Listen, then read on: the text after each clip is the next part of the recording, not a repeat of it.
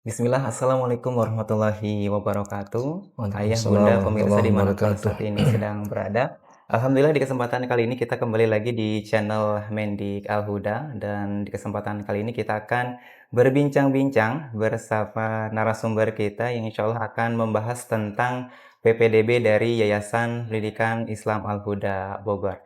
Dan Alhamdulillah kita sudah kedatangan narasumber yang akan kita gali informasinya Ya, ya bersama Ustadz Anas Abdillah SUD dan beliau selaku Ketua Manajemen Pendidikan Yayasan Islam Al-Huda Bogor. Kita akan sapa beliau hmm. terlebih dahulu. Assalamualaikum warahmatullahi wabarakatuh, Ustadz. Waalaikumsalam warahmatullahi wabarakatuh. Gimana Ustadz kabarnya? Alhamdulillah, kabar baik, sehat. Alhamdulillah sehat. Anda sehat? Alhamdulillah sehat, Oke, Ustadz. baik. Dan baiklah pemirsa dimanapun saat ini Anda berada, seperti yang sudah kita sampaikan dari awal, kita akan menggali informasi tentang PPDB dari sekolah-sekolah dari unit-unit pendidikan Islam Al-Huda, yaitu dari pesantren, kemudian juga dari sekolah-sekolah Yayasan Islam Al-Huda Bogor. Baik, kita akan langsung saja gali informasi yang pertama tentang PPDB unit-unit pendidikan Yayasan Islam Al-Huda Bogor, tentang PPDB Yayasan Islam Al-Huda. Baik, Ustadz. Ya. Kapan nih Ustadz dibuka pendaftaran dari PPDB dari sekolah-sekolah Yayasan Islam Al-Huda Ya. Bogor? Ya, baik. Bismillah, alhamdulillah, wassalatu wassalamu ala rasulillah wa ba'd. Kalau pembukaan PPDB, alhamdulillah kita sudah buka mulai awal September yang lalu nih, Ya. Kang Hendy ya. Jadi di awal September 2024 ini kita buka PPDB untuk tahun 2025, 2026 yang akan datang. Jadi kalau ayah bunda ataupun adik-adik mau mendaftar di sekolah-sekolah kami, insya Allah sudah siap pelayanannya, Baik. sudah oke semuanya. Ya. Berarti sudah dibuka dari bulan September, Ustadz. Bulan September awal, betul. Gimana Ustadz peminatnya atau dari respon dari orang tua? Ya, alhamdulillah sebagian sudah ada yang mendaftar, bahkan di pesantren Imam Syafi'i itu sudah ada lebih dari 15 siswa ya. Itu yang paling banyak di pesantren Imam Syafi'i. Di pesantren yang lain alhamdulillah juga sudah ada yang 5 siswa sudah mendaftar, karena memang masih jauh ya Kang Hendy. Jadi ya segitu alhamdulillah itu sudah mulai ada yang mendaftar. Artinya seperti tahun yang lalu juga animo dari masyarakat untuk sekolah-sekolah kita cukup bagus ya. Kalau di tingkat SD itu alhamdulillah bagus sekali, kayak SD Al Hidayah Cibinong dan SD Swiss itu semuanya boleh dibilang rata-rata full kuota. Untuk tingkat SMP ya alhamdulillah perolehan cukup bagus. Insya Allah di tahun depan ini juga mudah-mudahan bagus semua. Amin, Ya. Amin. Ya. Baik, kemudian untuk jenjang pendidikannya dari mana aja, Ustaz? Oh iya, untuk alhamdulillah kita di Yayasan Al-Huda Bogor ini kita punya kurang lebihnya ada 15 ya, 15 unit pendidikan mulai dari TK sampai SMA. TK sampai SMA. Ya, TK sampai SMA, kebanyakan masih di wilayah Bogor. Bogor ada satu mungkin 2 ya yang di luar Bogor itu, ada di Cianjur dan di Purwokerto, Jawa Tengah. Iya itu. Jadi rata-rata kebanyakan masih di wilayah Bogor. Masya Allah. Iya. Iya baik. Jadi silahkan nih ya ayah bunda dimanapun saat ini berada. Jadi PPDB sudah dibuka. Jadi silahkan manfaatkan kesempatan ayah bunda untuk menyekolahkan putra putri tercintanya yang insya Allah sangat berguna bagi putra putri ayah tercinta. Iya. Baik Ustadz, saya sering lihat nih di media sosial khususnya dari promosi dari Yayasan Pendidikan Islam Al-Huda, ya dari Facebook contohnya misalnya. Ada komentar yang bertanya tentang manhajnya. Sebenarnya sih banyak peminat gitu dari para orang tua yang berminat untuk menyekolahkan putra-putrinya, akan tetapi kadang mereka masih ragu nih. Sebenarnya manhaj dari Yayasan Islam Al-Huda itu apa gitu. Mungkin bisa sekalian dijelaskan atau klarifikasi ya tentang hal tersebut. Ya baik Kang Hendy, syukran ini. Iya, jadi alhamdulillah kita kan memang menempuh salah satu jalan ya atau metode untuk publikasinya dengan FB dan penyebaran informasi PPDB di beberapa medsos gitu ya. Jadi memang sebagian ayah bunda yang belum kenal dengan kami pasti bertanya-tanya gitu ya. Dan ini satu yang wajar Kang Hendy. Wajar sekali, dan memang bukan malah justru suatu keharusan ya. sebelum kita menyekolahkan putra-putri kita ke sekolah ataupun ke pesantren yang kita tuju, memang harus tahu. Jadi manhaj yang ada di sekolah itu apa gitu ya, sehingga kita tidak salah menempatkan atau dalam tanda kutip bukan menitipkan ya, menyekolahkan lah gitu ya anak-anak kita di sekolah tersebut gitu ya. Nah, kalau kita bicara manhajnya apa sih? Nah, ini ayah bunda, yang dimaksud manhaj itu kan metode beragamanya seperti apa gitu ya. Maka manhaj yang ada atau yang dianut atau yang dipegang ya prinsipnya oleh Yayasan Al-Huda Bogor Indonesia ini adalah manhaj Ahlus Sunnah wal Jamaah. Ya, jadi manhaj Ahlus Sunnah wal Jamaah. Nah, kenapa Ahlus Sunnah wal Jamaah yang harus dipegang atau yang kita pegang? Ya karena memang manhaj Ahlus Sunnah wal Jamaah ini adalah manhaj Islam yang benar. Jadi kalau mau berislam ya harus Ahlus Sunnah wal Jamaah. Nah ini, Kang Hendy, jadi realita yang ada ya di seluruh dunia, bahkan ini sudah disampaikan oleh Rasulullah. Ya kalau bahasa kita mungkin diwanti-wanti oleh beliau Sallallahu Alaihi Wasallam bahwa umat Islam ini akan terpecah menjadi berapa? 73 kelompok ya keagamaan. Nah, jadi makanya banyak orang yang bertanya-tanya ini aliran apa ya. Berarti ini sebagian kaum muslimin memang sudah paham bahwa akan ada aliran-aliran gitu ya. Kalau bahasa kita, mungkin istilah bahasa syar'inya mungkin manhaj gitu kan. Ini manhajnya apa, alirannya apa. Nah, memang begitu. Dan ini realita dan hadis Nabi itu ini menunjukkan kebenaran Rasulullah menyampaikan kabar bahwa umat Islam banyak terpecah gitu. Yang pokoknya itu ada 73 tadi.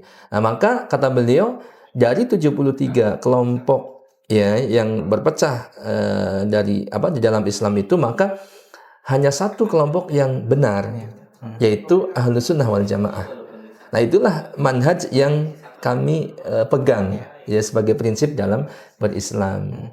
Nah ini, jadi manhajnya adalah Ahlus Sunnah wal Jamaah. Untuk itu ayah bunda tidak perlu ragu, nggak perlu khawatir gitu ya. Jadi yang akan diajarkan kepada anak-anak kita di pesantren dan sekolah-sekolah kita itu adalah ajaran-ajaran Ahlus Sunnah wal Jamaah gitu. Yang kalau kita kupas mungkin sedikit ya supaya lebih tahu bahwa Ahlus Sunnah itu seperti apa sih.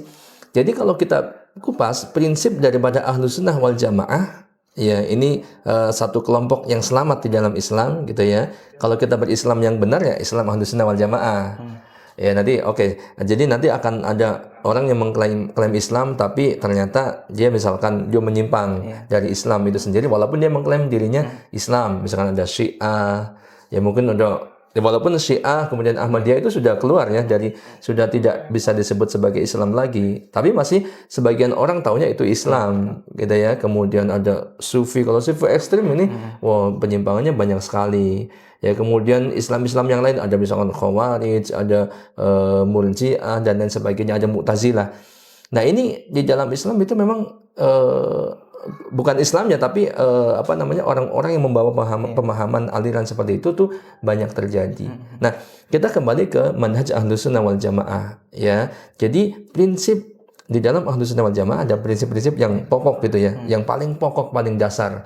Ya, jadi kalau misalkan ayah bunda melihat suatu pesantren, suatu sekolahan atau suatu jamaah tertentu, kok dia yang diajarkan adalah prinsip-prinsip ini, maka berarti dia Ahlus Sunnah wal Jamaah, Kang Hendy. Ya, yang pertama apa?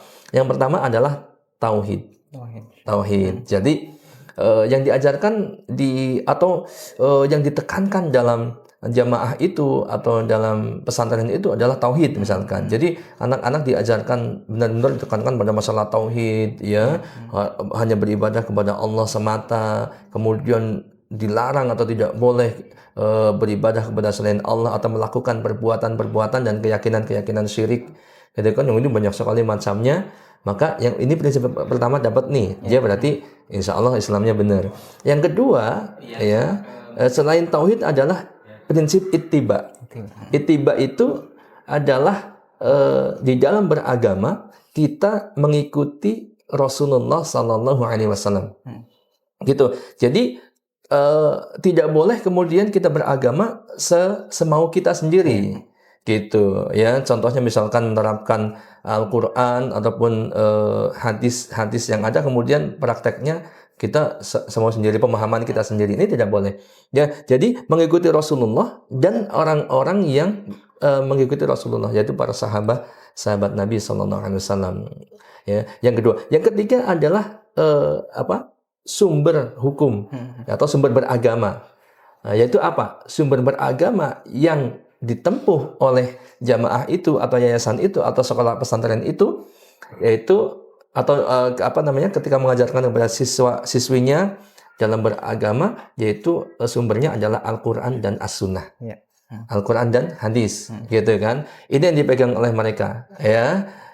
Dan cuman nggak cukup sampai di sini sebenarnya, sebab banyak orang yang mengklaim kami Al-Quran, Sunnah, Quran, hadis, gitu kan. Nah, yang terakhir atau yang keempat yang tidak kalah penting adalah pemahaman yang benar dalam memahami sumber-sumber beragama tadi. Nah, pemahaman yang benar, ya, dalam memahami Al-Quran dan hadis ini. Nah, inilah yang tidak dimiliki oleh semua aliran atau jamaah, gitu ya. Maka pemahaman yang benar ini adalah kita merujuk kepada pemahaman para sahabat. Ya, setelah kita mendapatkan ini dalilnya Al-Quran, ini hadisnya hadis Nabi SAW, maka kemudian kita merujuk pemahaman kedua sumber ini kepada siapa? Kepada pemahaman para sahabat atau kepada ulama-ulama ahlu sunnah wal jamaah lah, gitu, mudahnya begitu. Nah, maka di sini ini berarti kita telah meniti Islam yang benar dengan manhaj ahlu sunnah wal jamaah. Sebab tadi ada orang-orang yang Qur'annya sama, hadisnya bahkan sama, tapi pemahamannya kok bisa berbeda.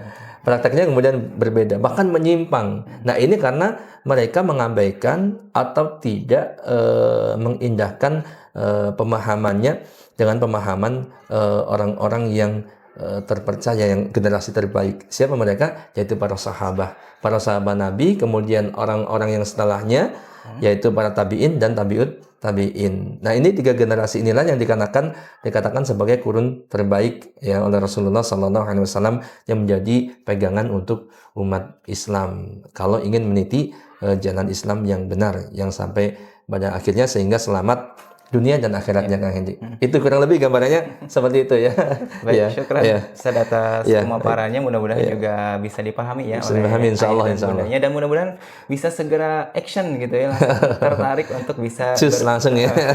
Bisa berkunjung ke sekolahnya atau pesantrennya langsung, atau nanti bisa menghubungi nomor kontak dari pesantren dan juga sekolah-sekolah dari Yayasan Islam Al-Huda Bogor. Ya baiklah ayah bunda pemirsa dimanapun saat ini Anda berada, demikian podcast dari kami ya di channel Mendik Al-Huda Bogor. Mudah-mudahan apa yang disampaikan oleh narasumber kita tentunya dapat bermanfaat dan dapat menambah wawasan kita tentunya terkait manhaj, dan juga mudah-mudahan bisa dipahami oleh ayah bunda tercinta, dan mudah-mudahan bisa segera mendaftarkan putra-putri tercintanya di sekolah-sekolah Yayasan Islam Al-Huda Bogor. Amin. Baik, kita ucapkan terima kasih Ustaz atas sama-sama Kang Hendi. Dan saya Hendi pamit undur diri, sampai jumpa di podcast-podcast berikutnya. Wassalamualaikum warahmatullahi wabarakatuh.